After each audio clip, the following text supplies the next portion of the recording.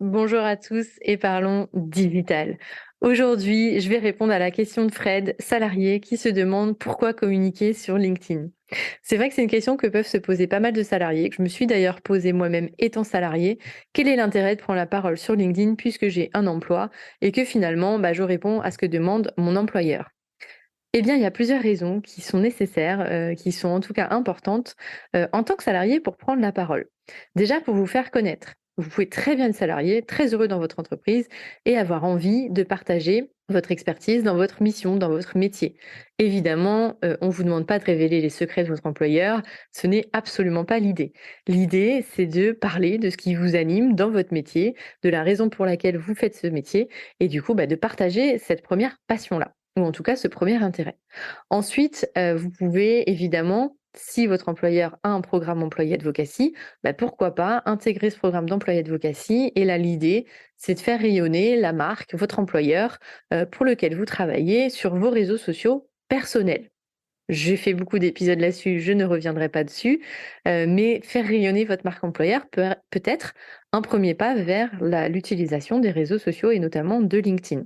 Ensuite, il ne faut pas oublier que LinkedIn, c'est, la plateforme B2B par excellence, notamment enfin dans le monde, j'ai envie de dire, avec 875 millions d'utilisateurs, dont plus d'une vingtaine de millions en France. C'est la plateforme B2B par excellence et donc vous allez aussi, en travaillant votre communication, travailler votre employabilité. C'est-à-dire que vous allez vous rendre visible auprès de potentiels futurs employeurs qui chercheraient des profils qui correspondent aux vôtres. Et plus vous communiquez sur ce qui vous anime et ce que vous aimez faire, et plus vous aurez des chances d'être repéré par ces futurs employeurs. L'idée, c'est pas de changer de travail demain.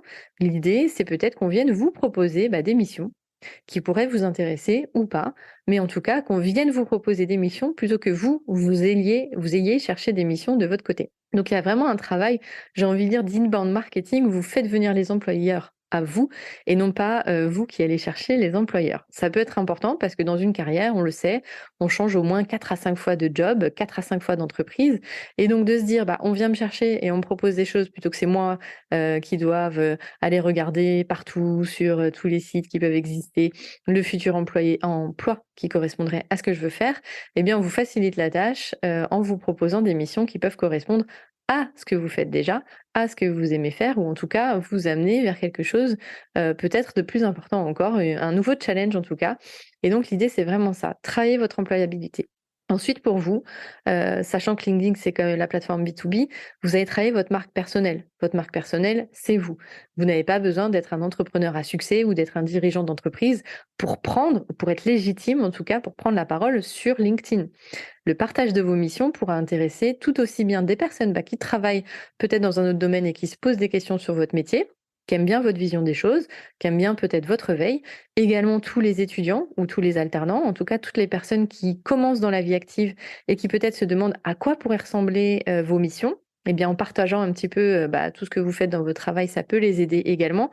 Et ça peut être aussi un travail de transmission puisqu'on évolue dans un métier, on apprend.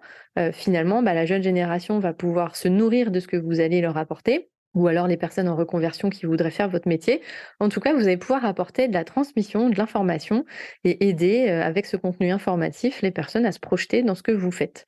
Donc, il y a un travail de transmission, il y a de l'employabilité, vous faites rayonner votre marque personnelle, vous devenez quelqu'un, qui travaille pour telle entreprise, mais qui sort du lot puisque, vous prenez la parole et donc vous avez plus de visibilité sur LinkedIn. Et donc oui, pour moi, Fred, il est essentiel de prendre la parole sur les réseaux sociaux quand on a envie de développer une certaine visibilité et quand on a envie de développer une certaine employabilité. Ça vous permet, voilà, d'avoir les employeurs qui viennent à vous et non l'inverse. Let's talk digital.